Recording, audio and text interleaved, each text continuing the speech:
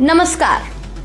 दिल्ली में आज सिर्फ खबरें नहीं आई बल्कि ऐसे फैसले हुए जिनका असर महिलाओं, छात्रों, कारोबारियों, पानी, सुरक्षा और करोड़ों दिल्ली वासियों पर पड़ने वाला है।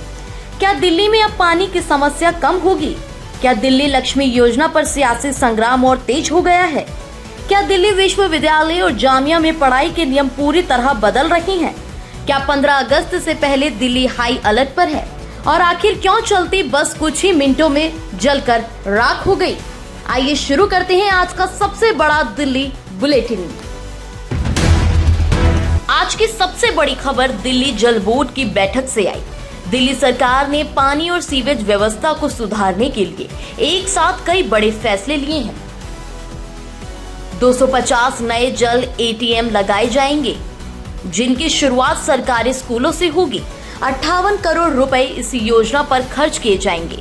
15 नए विकेंद्रीकृत सीवेज ट्रीटमेंट प्लांट बनाए जाएंगे, जिससे 103.5 MGD अतिरिक्त शोधन क्षमता जुड़ेगी। 939 किलोमीटर नई पाइपलाइन बिछाई जाएगी। यमुना को साफ करने के लिए नजफगढ़ नाले के गंदे पानी के इन सीटू ट्रीटमेंट को मंजूरी भी दी गई है।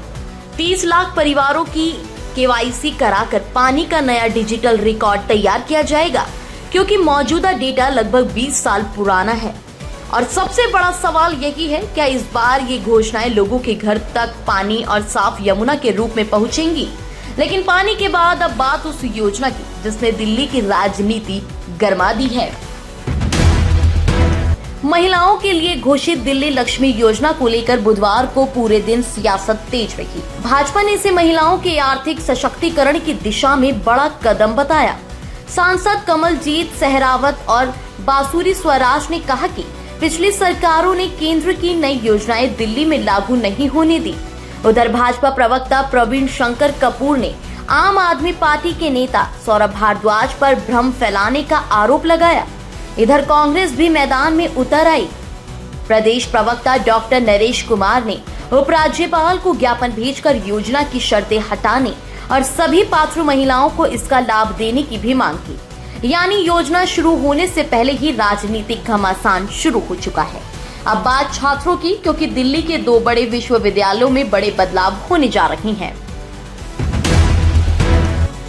दिल्ली विश्वविद्यालय में 4 वर्षीय स्नातक पाठ्यक्रम के बाद सीधे PhD में प्रवेश देने के प्रस्ताव पर शिक्षकों ने आपत्ति जताई है।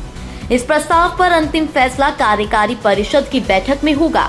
उधर जामिया मिलिया इस्लामिया ने PhD प्रवेश प्रक्रिया और सख्त कर दी है, जिन्हें प्रवेश परीक्षा में कम से कम 50% अंक मिलेंगे। इंटरव्यू में भी न्यूनतम 30% अंक जरूरी होंगे। जिन शिक्षकों की सेवानिवृत्ति में 3 वर्ष से कम समय बचा है, वे नए PhD शोधार्थियों का मार्गदर्शन नहीं कर सकेंगे। दिल्ली विश्वविद्यालय में स्नातक दाखिले का दूसरा चरण भी पूरा हो गया है और हजारों छात्र कॉलेज अपग्रेड होने के बाद दूसरे कॉलेजों में शिफ्ट हो रहे हैं। सेंट स्टीफेंस कॉलेज ने भी नया ड्रेस कोड लागू किया है। अब क्लासरूम, लाइब्रेरी, असेंबली हॉल और डाइनिंग एरिया में शॉर्ट्स पहनने की अनुमति नहीं होगी और हर समय कॉलेज ID साथ रखना अनिवार्य होगा। अब बात सुरक्षा की, क्योंकि स्वतंत्रता दिवस से पहले दिल्ली हाई अलर्ट पर है। स्वतंत्रता दिवस समारोह को देखते हुए दिल्ली पुलिस ने सुरक्षा तैयारियां शुरू कर दी है। पुलिस आयुक्त की अध्यक्षता में पहली समीक्षा बैठक हुई, जिसमें सुरक्षा रणनीति पर चर्चा की गई। इसी बीच CJP प्रदर्शन को लेकर भी जांच आगे बढ़ी है। दिल्ली पुलिस ये पता लगाएगी कि प्रदर्शन के दौरान भीड़ को नियंत्रित करने के लिए आयोजकों ने क्या इंतजाम किए थे। इसके लिए नोटिस भेजने की तैयारी है। उधर प्रधानमंत्री के खिलाफ कथित आपत्तिजनक टिप्पणी के मामले में FIR दर्ज कर जांच स्पेशल सेल को सौंप दी गई है। वहीं हाईकोर्ट के निर्देश पर संसद मार्ग थाने को छात्रों की शिकायत दर्ज कर उसकी पावती देने के आदेश भी दिए गए हैं। लेकिन आज दिल्ली में एक बड़ा हादसा भी हुआ, जो कुछ सेकंड की देरी होती तो जानलेवा साबित हो सकता था। द्वारका सेक्टर 9 में चलती बस में अचानक आग लग गई। चालक ने तुरंत बस रोककर सभी यात्रियों को सुरक्षित बाहर निकाल लिया। इसके बाद पूरी बस आग की लपटों में घिर गई। दमकल की 2 गाड़ियों ने मौके पर पहुंचकर आग बुझाई। गनीमत ये रही कि कोई यात्री घायल नहीं हुआ। अब आग लगने के कारणों की जांच की जा रही है। उपराज्यपाल और मुख्यमंत्री रेखा गुप्ता ने ईज ऑफ डूइंग बिजनेस और ईज ऑफ लिविंग को लेकर संयुक्त समीक्षा बैठक की। सरकार का दावा है कि नियमों और मंजूरियों की जटिल प्रक्रिया आसान होगी।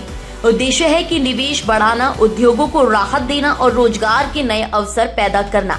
राजस्व विभाग में भी बड़े प्रशासनिक फेरबदल किए गए हैं और कई अहम पदों पर नई नियुक्तियां भी हुई है।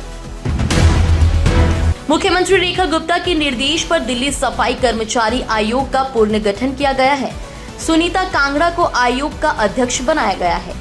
मनोज कुमार और सुशांत सागर को अंशकालिक सदस्य नियुक्त किया गया है। सरकार का कहना है कि इससे सफाई कर्मचारियों के कल्याण और उनके अधिकारों से जुड़े मामलों में तेजी। आज राजधानी में गुरु पूर्णिमा श्रद्धा और भक्ति के साथ मनाई गई। मंदिरों, आश्रमों और मठों में सुबह से श्रद्धालुओं की भारी भीड़ रही। मुख्यमंत्री रेखा गुप्ता ने मंदिर मार्ग स्थित महर्षि वाल्मीकि मंदिर में पूजा अर्चना की। अब गुरुवार से सावन मास की शुरुआत हो रही है। गौरी शंकर मंदिर, कालका जी, छतरपुर श्री किलकारी भैरव मंदिर और अन्य प्रमुख शिवालयों में बड़ी संख्या में श्रद्धालुओं के पहुंचने की संभावना है। 11 अगस्त को शिवरात्रि के अवसर पर विशेष तैयारियां भी की जा रही है।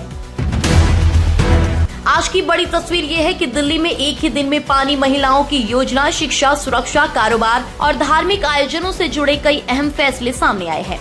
अब देखना होगा कि इनमें से कौन से फैसले जमीन पर उतरते हैं और किन मुद्दों पर राजनीतिक बहस आगे बढ़ती है। आपको आज की सबसे बड़ी खबर कौन सी लगी? क्या दिल्ली में पानी और यमुना को लेकर घोषित योजनाओं से वास्तव में बदलाव आएगा? क्या दिल्ली लक्ष्मी योजना पर चल रही राजनीति महिलाओं के हित में है? और क्या विश्वविद्यालयों में नए नियम छात्रों के लिए सही साबित होंगे? अपनी राय कमेंट में जरूर लिखिए। अगर आप दिल्ली की ऐसी ही जमीनी, असर वाली और एक्सप्लेनर न्यूज सबसे पहले देखना चाहते हैं तो चैनल को सब्सक्राइब करना ना भूलें और वीडियो पसंद आया तो लाइक करें और अपने दोस्तों के साथ शेयर बिल्कुल करें।